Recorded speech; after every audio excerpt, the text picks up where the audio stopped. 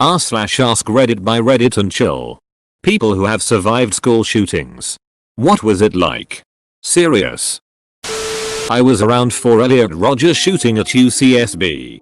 There are a few things that I remember being surprising. The sense of humor. This was not everyone. But I remember a couple people making finger gun gestures at each other. I think this is because the event lasted a while and spread over the Isla Vista area.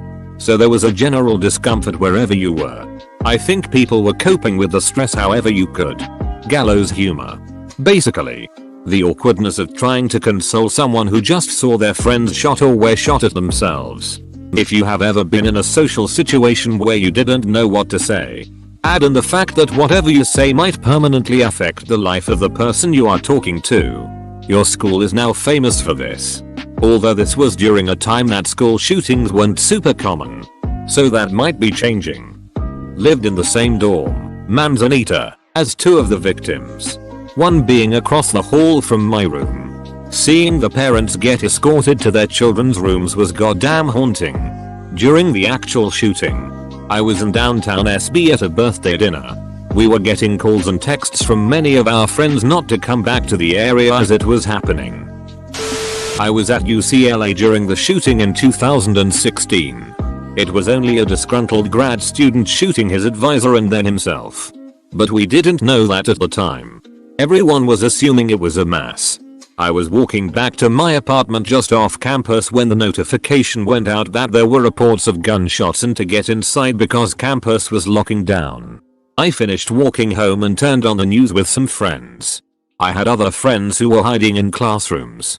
The craziest part was the amount of misinformation going around on social media and in various group messages I was a part of.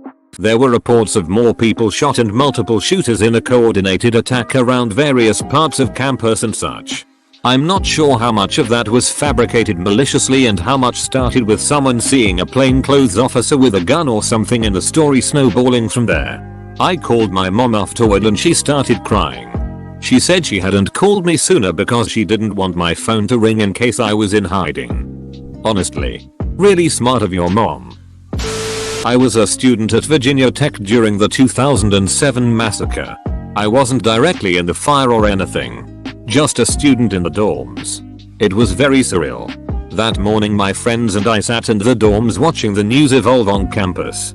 It started off saying 1 or 2 injured. At that point we didn't make too much of the situation.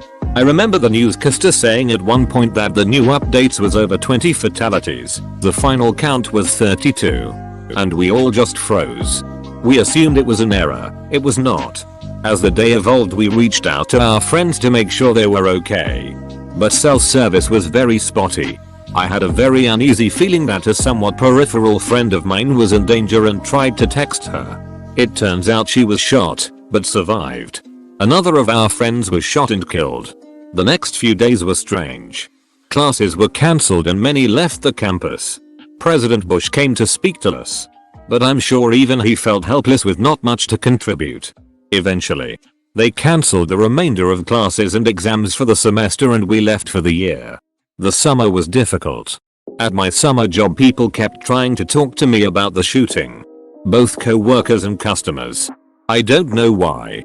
But I felt okay discussing it with fellow VT students but nobody else. Including my other friends and family. I eventually quit that job and got a new one. Not telling anyone I was a VT student. That day, I'll always say, is the day I grew from a child to adult. I changed in ways both positive and negative. I made new bonds with my fellow classmates but felt isolated from some other people. It was definitely the defining experience of my young adulthood. For a long time, I didn't want to talk about these experiences with anyone. Now, I try and speak more openly about it because I am trying to advocate for a better future. I was a NRV resident at the time of the shooting and went to a school less than an hour from Virginia Tech. As an adult I went to Virginia Tech and honestly felt a little bad about missing the 10-year anniversary. While there, I actually was a classmate with an aerospace engineering student who was 30 years old. The reason was that he'd been 20 when the shooting had occurred. And due to the disruption of classes coupled with his own difficulties with the shootings, had decided to leave entirely. 10 years later he was getting back to it. Survivor of the SHS shooting here. I was 9 at the time and in 4th grade. I was in the gym.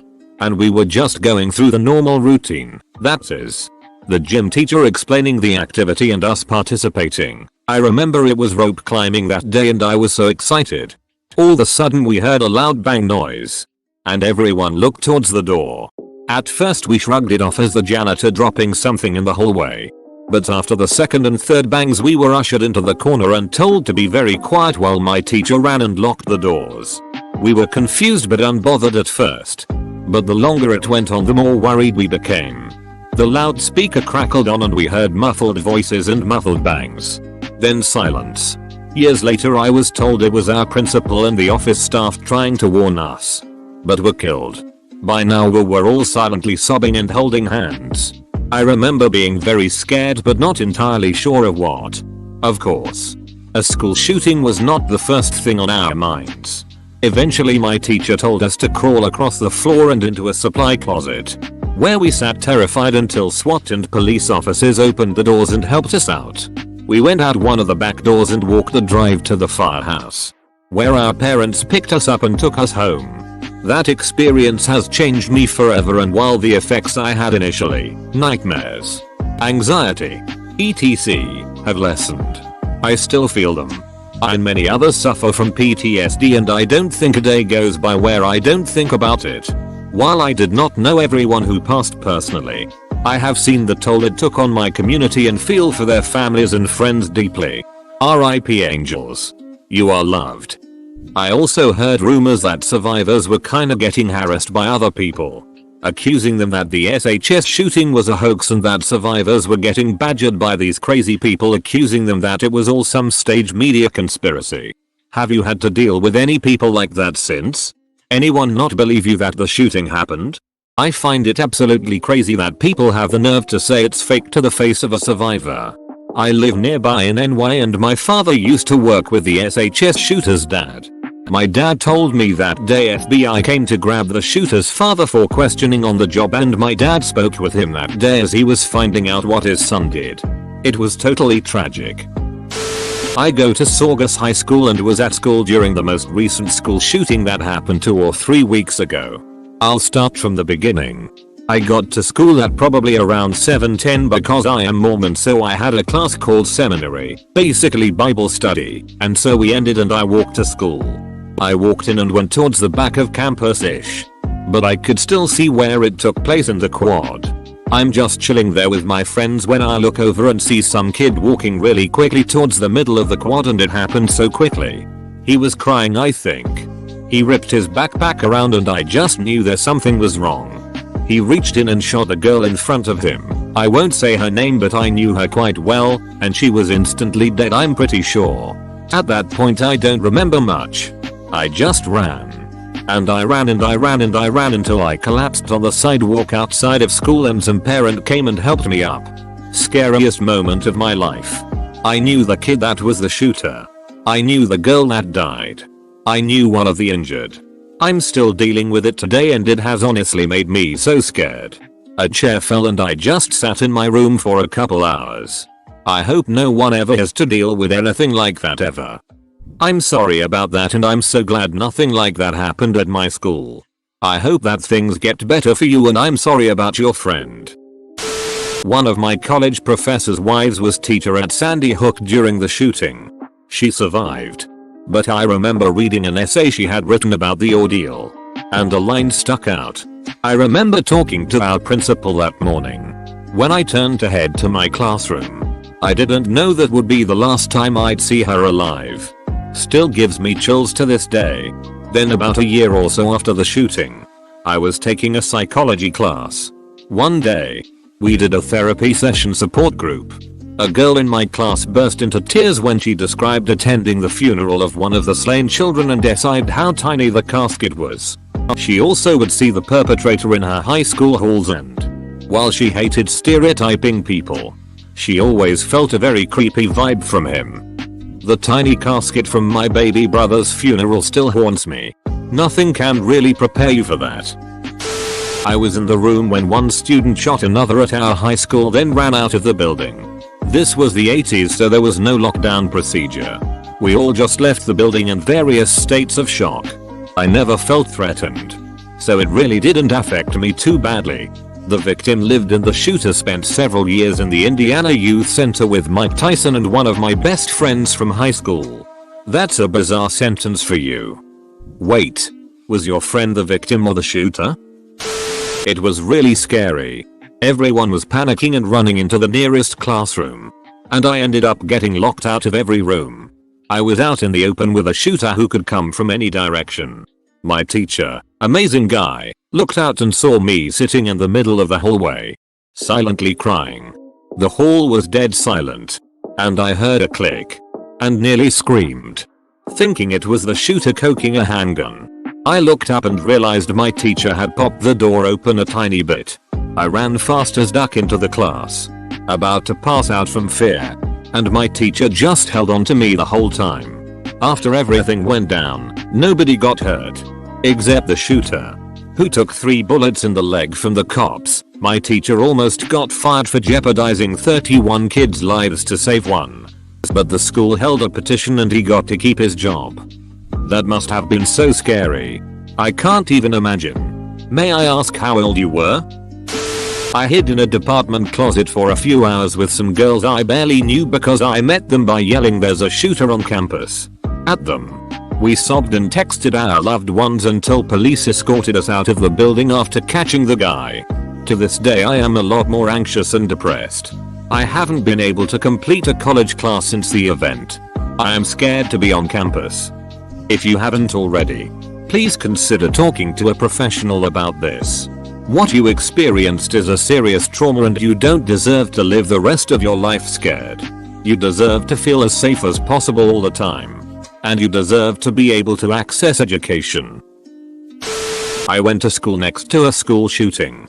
It was our sister school, so everyone from school A kinda knew everyone from school B. The morning it happened, I remember watching all the teachers in our back hallway gather around and huddled together. I made eye contact with one of them, who was visibly very distressed.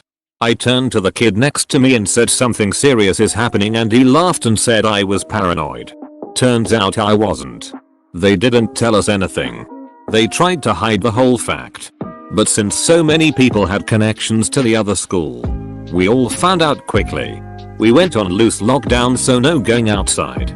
Which I still find odd. But whatever. 4 kids died. Personally, I wasn't in the shooting. But I am still a little shaken.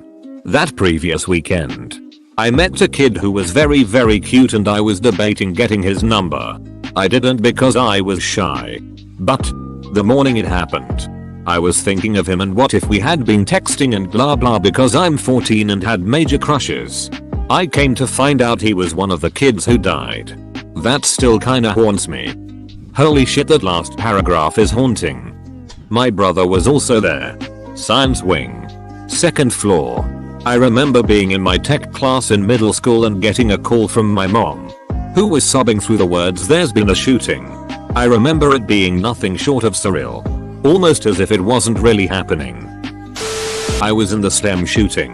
We heard 5 shots and sat in a corner for a little while, then some yelling. I heard some guy moaning, in pain, outside, then a bullet came through the wall and scratched my friend. We left to another corner, then there were 2 more shots. I was texting friends and family and my friend texted me, "Wanna play 8-ball pool?" The cops removed us. There was blood in the halls. We stood around in the cold for a couple hours. A friend of mine got shot in the leg 3 times, though she's okay now, both of them are.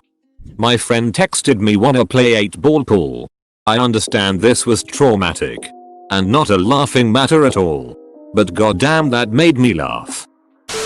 My then boyfriend was in the building 1 floor up from the 2014 shooting at Purdue. I was at work and heard the live news talking about it. Tried to text him and no response, cell phones were jammed. I vomited from anxiety. So they made me leave work.